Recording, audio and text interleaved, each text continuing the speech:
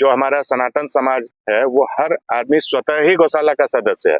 कि सर्वोत्तम दूध चाहिए तो भैंस का पीजिए, लेकिन अमृत चाहिए आपको तो आप गाय का दूध पीजिए। हमारे आंध्र प्रदेश में एक उक्ति अंगिका में प्रचलित है कि गाय और माय यानी माता दोनों बराबर है। जी। त्वमेव माता च पिता त्वमेव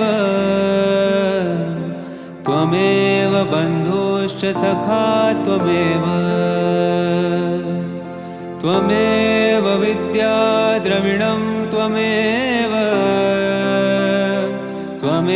सर्वं मम देवदेव। कर्पूरगौरं करुणावतारं संसारसारं भुजगेन्द्रहारं सदा वसन्तं हृदयारविन्दे भवं भवानी सहितं नमामि। धर्म की जय हो, धर्म की जय हो, धर्म का धर्म का प्राणियों में विश्व का कल्याण गौ माता की रक्षा करो, गौ माता की गौ माता की नमः पार्वती पते हर महादेव। दोस्तों नमस्कार। आज गोपाष्टमी का पावन दिन है और श्री कृष्ण गौशाला कहलगांव भागलपुर के द्वारा जो है गोपाष्टमी मनाया गया। हमारे समाज के जो है प्रतिष्ठित और सम्मानित सदस्य भी जो गौशाला के सदस्य हैं वो मौजूद हैं, साथ में समाज के प्रतिष्ठित नागरिक भी हैं। और हम जो है दो शब्द चाहेंगे कि आप लोग रखें इस गोपाष्टमी के शुभ अवसर पर। रणधीर सर। श्री कृष्ण गौशाला कहलगांव के पूर्व मंत्री श्री विजय कुमार संथालिया जी, वर्तमान महामंत्री केशव जोशी जी, राजकुमार टेकरीवाल जी, अमित टेकरीवाल जी और कहलगांव समाज के गौशाला से जुड़े हुए सम्मानित नागरिकगण। यह कहलगांव श्री कृष्ण गौशाला के परिसर में जो हम लोग बैठे हुए हैं, यह हमारे पूर्वजों द्वारा जो एक अमूल्य निधि का सृजन करके हम लोगों को दिया गया है, उस पे बैठे हुए हैं और यह बहुत ही गौरव का विषय है। कहलगांव श्री कृष्ण गौशाला का एक बहुत ही समृद्ध और उज्जवल इतिहास रहा है, लेकिन समय का चक्र घूमता है। एक समय में यह गोपाष्टमी का जो मेला यहाँ हुआ करता था, वो अभी भी जो उस जमाने के लोग हैं उनके जुबान पर है, उनके जिह्वा पर है और उसकी व्याख्या होती है। और आज जिस माहौल में हम बैठे हुए हैं, यह भी हम लोग देख रहे हैं। यह तुलनात्मक चिंतन करना आवश्यक है।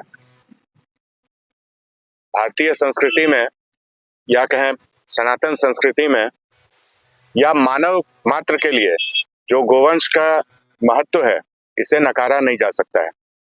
दवाइयों का तो हम लोगों ने निर्माण प्रयोगशाला में कर लिया, लेकिन जो दूध है वह उसका सृजन हम लोग या उसका उत्पादन हम लोग लैब में नहीं कर पाए हैं। इससे इसके महत्व को समझा जा सकता है। और समय समय जो ही सभ्यता का विकास हुआ है, संस्कृति का विकास हुआ है, जो परिवर्तन हुए हैं, जो नई टेक्नोलॉजी आई है उसके अनुरूप हम लोगों को गौशाला का भी विकास करना चाहिए।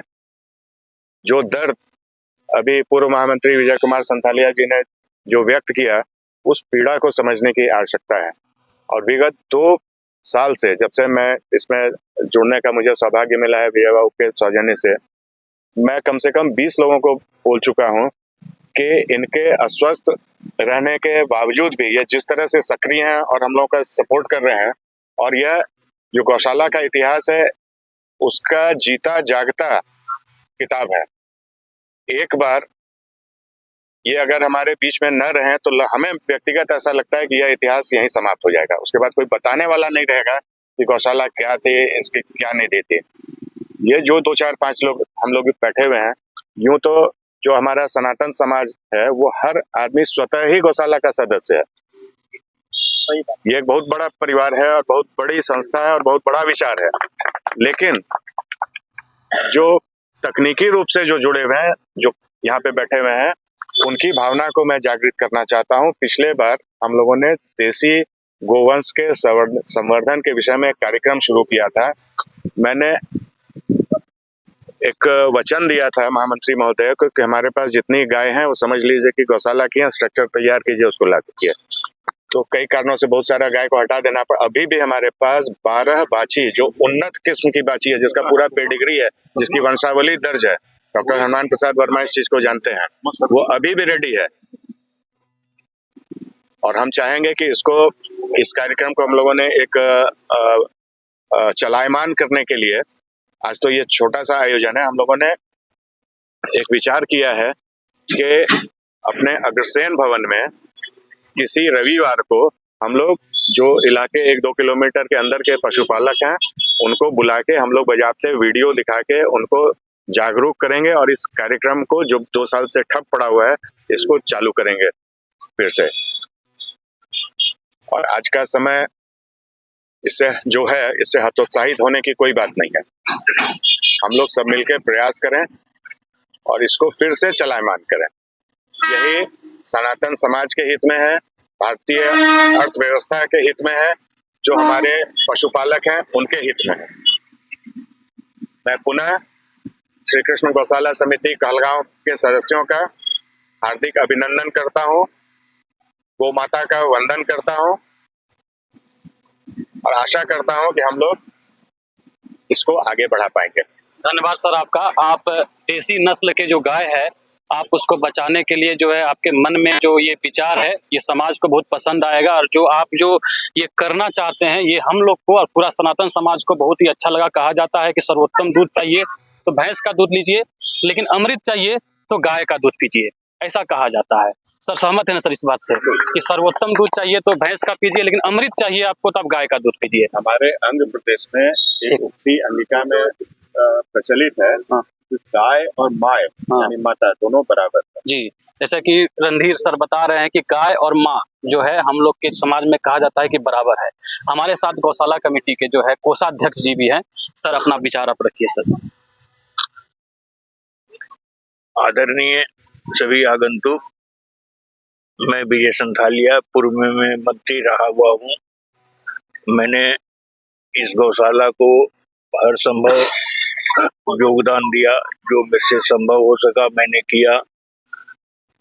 इस गौशाला का इतिहास ये है कि 1920 का कागज देखने से पता चलता है कि इसकी स्थापना के लिए यहाँ के पूर्वजों ने प्रयास किया था।